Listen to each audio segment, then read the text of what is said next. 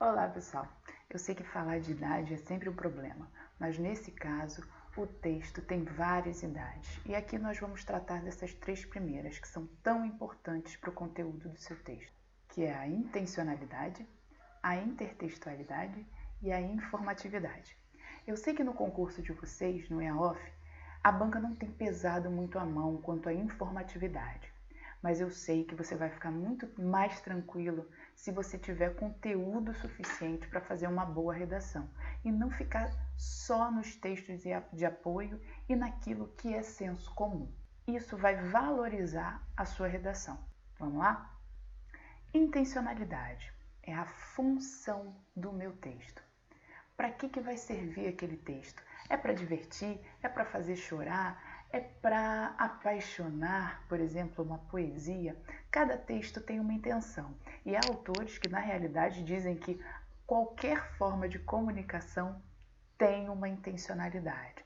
Nada é isento de intencionalidade. Só que quanto mais nós estivermos conscientes sobre essa intenção, melhor a gente vai articular os recursos necessários para conseguir chegar a esse resultado. Então a gente tem que, primeiro, ter uma consciência dirigida para esse algo. Tá? É saber exatamente o que eu quero. Se eu quero trazer humor, eu vou usar ironia, eu vou usar coisas engraçadas, piadas, né? Ou seja, aqui é o propósito do texto, o que eu quero com esse meu texto. No caso de concurso público, as redações são as dissertativo-argumentativas. Então, a argumentatividade tem que fazer convencer o seu leitor acerca do tema e da sua posição em relação àquele tema. Se você é a favor ou contra, em que direção você quer ir, você quer levar esse leitor junto. Só que para convencer, você precisa apresentar fatos, o que aconteceu, ideias, razões lógicas, isso é muito importante, tá? Razões lógicas, provas e etc. Que comprovem essa afirmação ou a sua tese. Então, o importante é você escolher, né? Conteúdo, às vezes a gente tem bastante, mas a gente fica com muito medo. Às vezes, quanto mais conteúdo você tem, mais enrolado você fica na hora da redação, porque você não sabe exatamente o que botar, não sabe valorar esses argumentos para entender quais são mais convincentes e quais não são, qual a ordem que eu vou colocá-los no texto. Então, essa intencionalidade tem a ver da sua relação com o leitor. Qual é a sua intenção? Deixe bem claro para o seu cérebro o que você vai precisar dele durante a feitura da sua redação. Vamos lá? Primeiro, o seu cérebro ele precisa ser guiado, direcionado e convocado a te ajudar. Então deixe bem claro para ele por onde você precisa ir. Não deixe ele vagando por todos os lugares não. Já que a sua intenção é convencer, diga para ele isso. Eu preciso convencer a banca de que, coloque seu tema, o aumento progressivo da violência urbana nos últimos anos tem por principais motivadores X, Y, Z. E aí os que eu coloquei aqui foram a decadência do setor educacional, a falência dos órgãos de segurança pública e a ineficácia das leis vigentes, apresentando provas e exemplos, bem como ideias de soluções possíveis para esse problema. Canaliza a sua consciência para isso e eu tenho certeza que o cérebro vai encontrar os caminhos certos para te fazer alcançar isso, ok? Então, canalize o seu pensamento, fique consciente, né, e coloque foco nesses fatores que você determinou. E depois a gente vai entender mais ou menos como você chegou a tudo isso através dos mapas mentais que eu vou te ensinar a fazer, tá bom? Para organizar esse conteúdo na sua cabeça. Vamos lá? Intertextualidade são as suas referências, é a mistura. Você não chega para uma redação no vazio, correto? Você já tem a influência de textos pré-existentes. Então, esses textos vão permear o seu, sem dúvida. Não existe texto 100% original, até porque nenhuma palavra é tão original assim. Você não cria né? A não ser Guimarães Rosa, que inventou um monte de neologismos, isso ele pode falar que foi original, mas nem sempre a gente pode nem consegue ser original. E também é bom evitar tanta originalidade assim numa redação, pode não colar, tá bom? Então, essa influência dos textos dentro do meu texto pode aparecer de duas formas, que é a forma... Opa, cadê eu? É a forma explícita, que é a forma mais comum e consciente, que são essas aqui embaixo, né? Essas aqui são as mais comuns, e a forma implícita, que você nem sabe de onde veio aquela informação, você nem lembra que essa informação é de outra pessoa, você acha que é sua, tá? Não é verdade, às vezes a gente coloca uma coisa ali que você nem sabe mais se é sua, se é do outro, porque você já internalizou aquele texto. Tá? Isso daí é também uma influência, uma intertextualidade implícita. Agora, as explícitas, você tem claramente ali no seu texto essa referência. Uma delas é, das mais comuns, né? A alusão, que é uma referência bem superficial, você só cita. A citação você vai lá citar ipsiliteri, né, na citação direta, por exemplo, o que um outro autor falou, né, ou escreveu. E a citação indireta ou paráfrase, que você vai interpretar aquilo que ele disse e colocar com as suas palavras no texto. Mas é sempre importante, tanto na citação quanto na paráfrase, colocar de onde veio esse texto, ou seja, dar identidade a esse texto. Quem foi que falou isso? De onde eu tirei essa base? Né? Qual é a origem dessa informação? O importante disso tudo, da intertextualidade, é você angariar pessoas para o seu grupo. Que é melhor maneira de convencer do que entrar no efeito manada? É como se você dissesse para sua banca: olha só, tem muita gente que acha a mesma coisa que eu. Tá vendo? Fulano, fulano e fulano já falaram isso. Ciclano, Beltrano também falaram isso.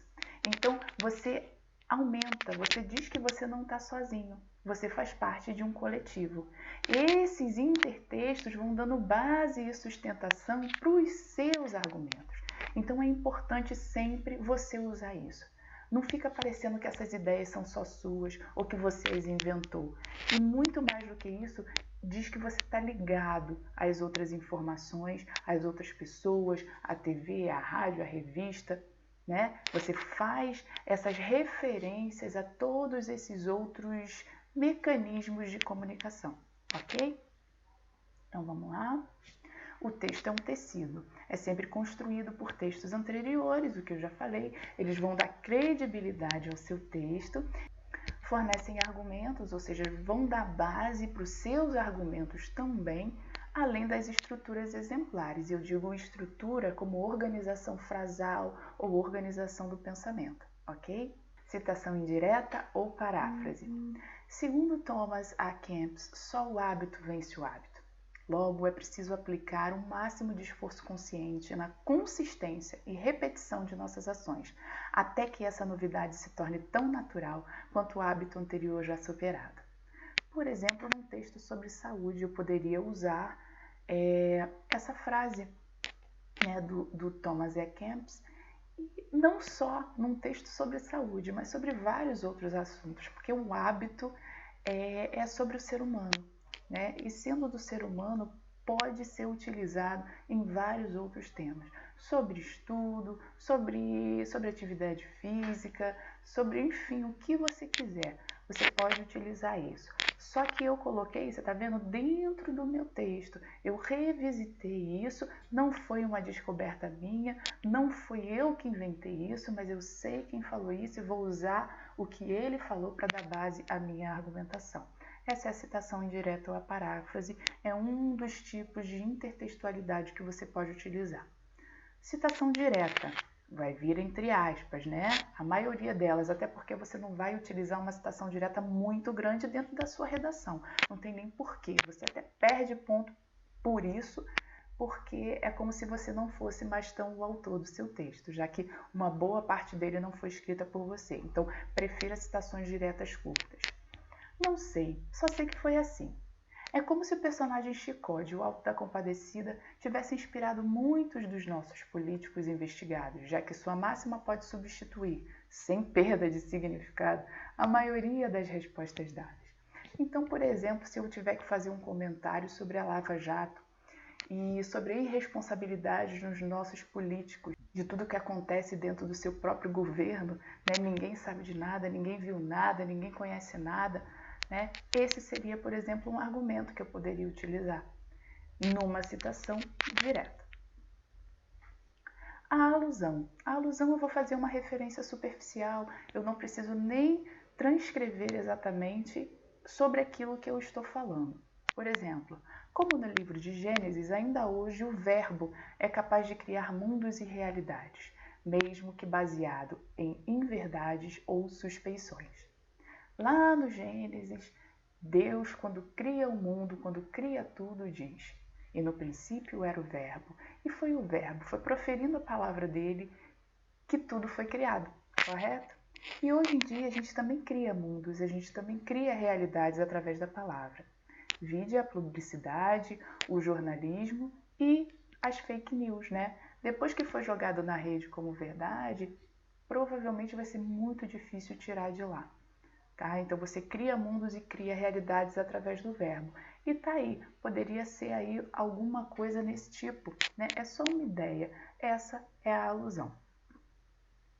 Informatividade, muito importante essa, e é nessa que eu tenho a maior parte das minhas dicas, porque muita gente fica com medo do tema da redação e que não tem conteúdo para colocar. Eu vou te dar as dicas de onde conseguir esses conteúdos top, maravilhosos e importantíssimos para te dar base para falar sobre qualquer assunto. Saindo do senso comum. No Aurélio, o senso comum é o conjunto de ideias e opiniões que são aceitas pela maioria das pessoas de um grupo ou sociedade, geralmente impostas e desprovidas de valor crítico. Consenso, senso habitual, comentários de senso comum. Isso é importante porque a banca quer saber se você sabe criticar uma informação. Ele é assistemático e muitas vezes sem comprovação ou verificação. Então, o senso comum ele não dá muita credibilidade ao seu texto, porque, sendo assistemático, ele não acontece todas as vezes da mesma forma. E por ser sem comprovação ou verificação, é aquele achismo, né, também perde credibilidade. Então, quanto menos senso comum você usar no seu texto, melhor. Exemplos de senso comum, as frases prontas e ditos populares.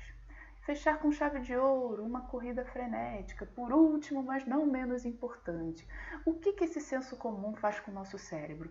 Evita a crítica. O cérebro é muito inteligente. Ele vai dizer, eu já vi isso eu já sei qual é o significado. E para de pensar, ele precisa economizar energia. Então, quando ele se depara com algo que ele já conhece, ele evita pensar sobre.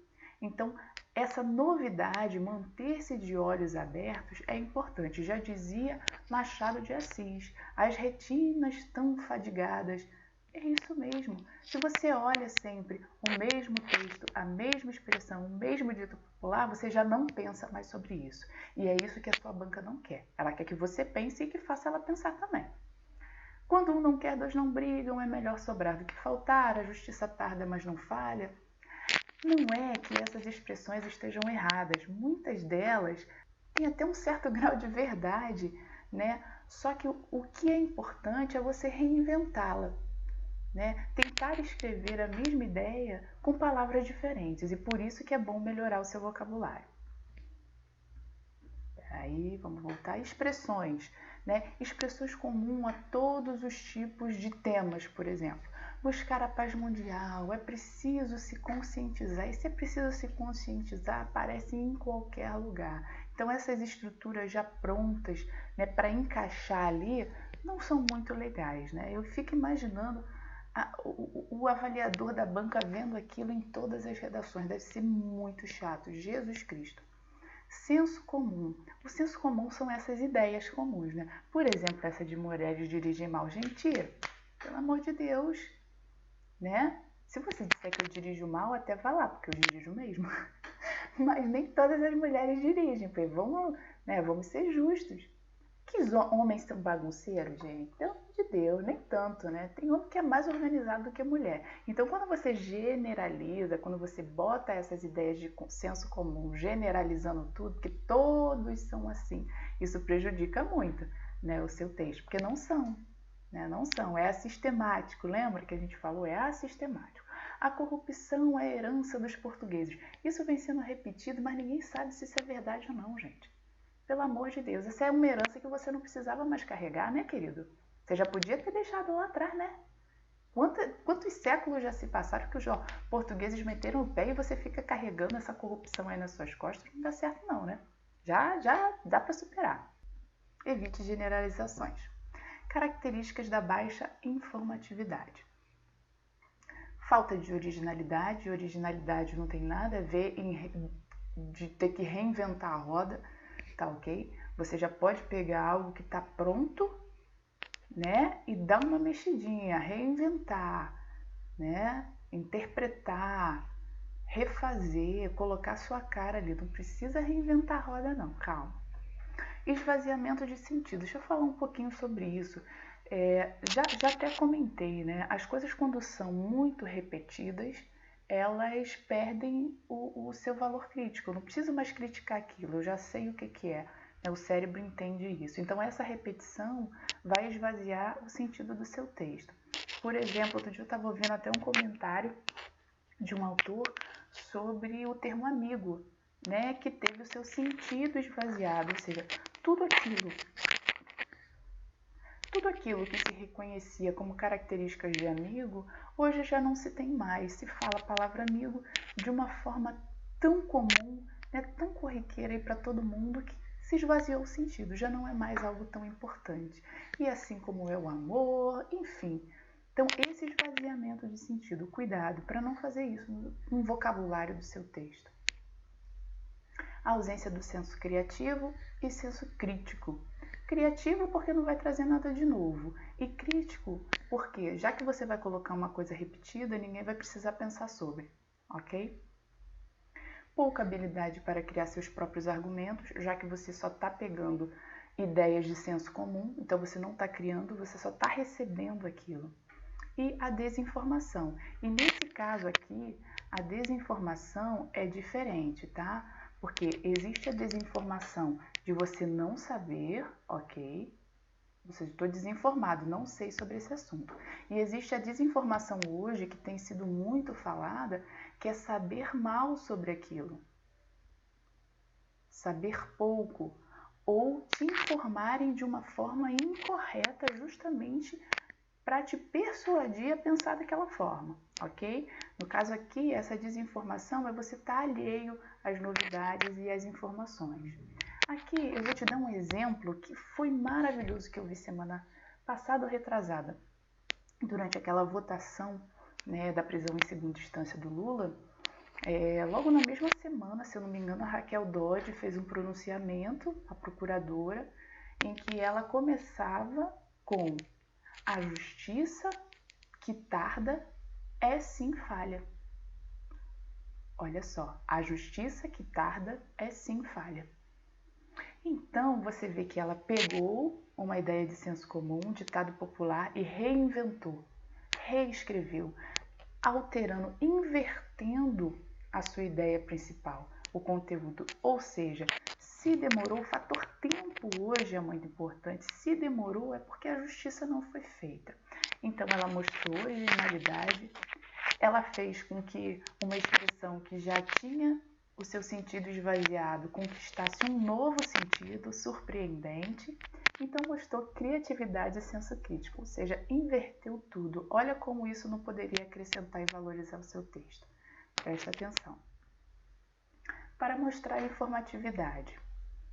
Mantenha-se bem informado, é lógico, dos temas atuais. Eu vou te mostrar onde você pode fazer isso. Demonstre um novo ponto de vista. Trazer novidades é sempre importante. Quando você lê um texto em que você lê mais do mesmo, normalmente você sai: caramba, perdi meu tempo, não me acrescentou em nada. Quando você acrescenta uma informação nova ou um novo ponto de vista, a pessoa sai interessada, sai pensando naquilo, chama o olhar dela para o seu texto. Esse é um diferencial. Aumente o repertório cultural. E aí a gente volta lá na intertextualidade, lembra? Então, se você lê revistas, ouve músicas, vai a teatro, lê livro, tente angariar, né, desses novos modos de texto, coisas para o seu texto, para o seu próprio texto, para você fazer as suas citações, né? Então, lá na intertextualidade. E para você criticar também, né? Porque cada peça, cada música fala de um ponto de vista diferente de um tema e que pode acrescentar ao seu próprio tema, tá ok? Isso vai mostrar que você é um ser de sociedade, um ser que está atento a tudo que está acontecendo ao redor. Sempre pesquise as duas opiniões sobre o assunto, contra e a favor. Vamos lá, aborto, preconceito, maioridade penal, até mesmo nessa sessão de votação da prisão em segunda instância do presidente Lula, do ex-presidente Lula, inclusive a votação, ela tinha uma base, não era lá só chegar e falar sim, não, elas tinham uma base, elas tinham uma informação de por que eu estou dizendo sim e por que eu estou dizendo não. Então você entende os dois pontos e você pode criticar. Não, nesse aspecto eu concordo com ele. Não, mas nesse aspecto eu não concordo, eu acho que não é legal. E isso é bom para você angariar esses argumentos, essa manha de articular os argumentos a seu favor, em favor do seu ponto de vista, seja ele contra ou a favor. Isso vai te dar base para ir contra as objeções, o que é muito importante. E melhorar o vocabulário. Por que melhorar o vocabulário? Porque você pode reinventar algo que já foi dito, tá? Com esse vocabulário e sair do senso comum. Como demonstrar isso? Essa informatividade. Nomes e datas são muito importantes. Então, se você souber nome, eu sei que é a procuradora, sabe o nome dela?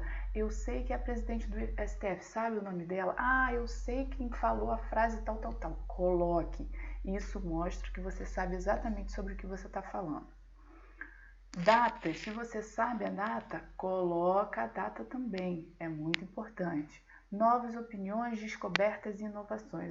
O ovo era vilão, agora é herói, gente. Mudou tudo. Ei, acorda, você tem que estar antenado com essas mudanças. O mal de Alzheimer está intimamente ligado ao humor e não tanto à memória. Quer dizer, ele começa lá no humor e depois afeta a memória. E os estudos estão sendo feitos com base nisso.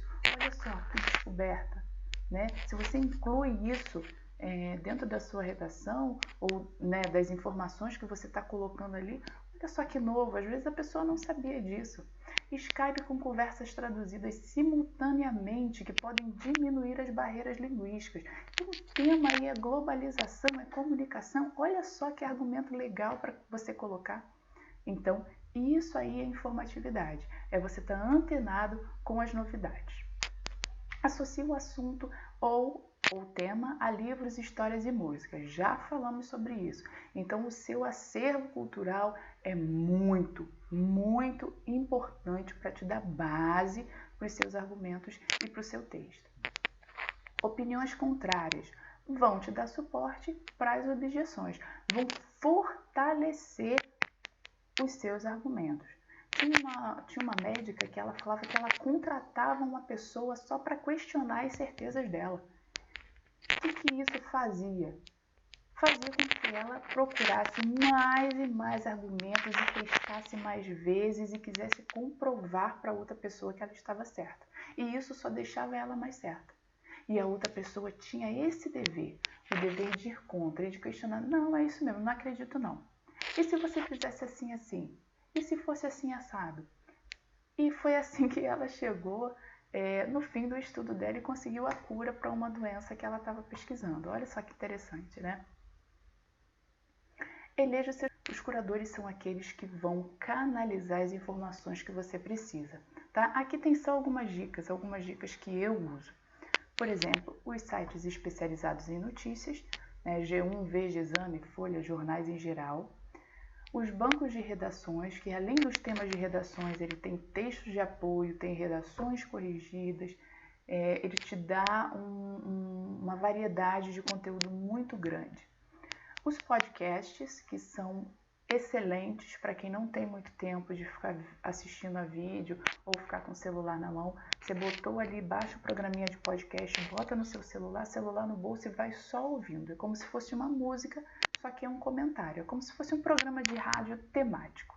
E você pode escolher o tema que você prefere, seja entretenimento, política, financeiro, esoterismo, saúde.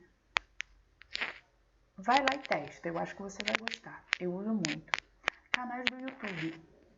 Os que eu estou indicando aqui é a Casa do Saber e o Café Filosófico, que tem uma variedade de temas incríveis. Livros, isso daí é lógico que não poderia faltar. Então opte por crônicas ou colunas que falem sobre temas atuais. Né? A crônica, de um modo geral, ela é temporal, né? Já falo cronos, que é tempo. Então, normalmente, as crônicas falam sobre os temas que estão acontecendo no momento, né? Os acontecimentos atuais. Mas isso não impede que você pegue crônicas antigas, porque crônicas que falam do ser humano vão ser sempre atuais. Né? Existem temas que são sempre muito atuais, então não importa muito. Documentários, porque assim, eu acho que eles te dão base com muita história, com muita veracidade. É importante. E no LinkedIn tem o boletim diário, que eu achei muito interessante, tá? Eu descobri há pouco tempo, tenho acompanhado, e tem informações de vários aspectos, de econômico, político, geográfico, histórico, então é bem legal. Aqui ficam algumas dicas minhas, né, que é o livro do Olavo de Carvalho, O Mínimo que Você Precisa Saber para Não Ser Idiota. É um livro de colunas, né, de textos, só que eles são divididos por tema, então isso que eu achei mais interessante. Além de uma visão bem diferente da maioria do Olavo, né, e isso já é, em certo ponto, bom, porque vai te dar uma nova visão, um novo ponto de vista sobre aquilo que a gente estava falando da informatividade e da intertextualidade, e já vai te suprir dessa necessidade de ver um novo ponto de vista. Você não vai estar no efeito manada, pode ter certeza. Mesmo que você não concorde, é importante que você saiba que existe uma nova possibilidade de pensar. Tá? Mas se você não gostar do Olavo, sem problema, você pode ficar com esse do Humberto Eco, que é um livro de crônicas também muito bem escrito, de forma suave, deliciosa, tá? Dividido também por temas. Então, hoje eu quero ler sobre o tema X. Você vai lá ler 1, 2 artigos, já está ótimo. O importante é você estar lendo sempre, sempre se mantendo atualizado. Rubem Alves, Ostra Feliz Não Faz Pérola. Então, até o nome do livro já é uma beleza como referência. Né? Então, se você está sentado nessa cadeira aí doido para essa aula acabar, desgraça, então pensa, olha, Ostra Feliz Não Faz Pérola não, amigo. Seu bumbum está doendo, é sinal que você está se dedicando para aprender, tá bom? E do Mário Sérgio Cortella, Porque Fazemos o que Fazemos. Os livros do Cortella são todos voltados para a área da filosofia ou da educação. São muito interessantes. A área da filosofia, lógico, filosofa sobre vários temas do ser humano, do homem, as dificuldades e facilidades do homem, convivência, sociedade. Então é sempre interessante ler. Que não seja esse, mas pode ser qualquer um outro dele. É maravilhoso. Agora, não quero nenhum dos 4, não importa, se mantenha lendo. Eu não quero fazer aqueles 6 itens que você mandou lá atrás. Não, você quer só ler o texto, só assistir os podcasts, né? Ouvir os podcasts, só escolha alguns, o que você puder. O que eu normalmente aconselho é ter um pouquinho de cada, porque tem dia que você está com a vista cansada, então você não vai querer ler e nem vai querer assistir a vídeos no YouTube. Então o podcast facilita a sua vida. Você bota ali, você está ouvindo, você pode fechar o olhinho e descansar a sua vista. Tem dia não que você está querendo assistir a um filme, então você pode pegar um documentário e assim por diante, ok? Então você fica com várias opções para se manter bem informado. Então essa é a dica do Língua Leve. Não fique desatento a essas 3 características. Mantenha sua concentração, sua consciência e seu foco na intenção do seu texto, que é convencer, e convencer bem. Intertextualidade, pegue tudo aquilo, todo o seu acervo de uma vida toda de conhecimento e coloque ali no seu texto. Terceiro, a informatividade. Mostre que você é um ser de sociedade, que você está informado e que você tem consciência de tudo que está acontecendo ao seu redor. Ok? Um beijo e até a próxima aula.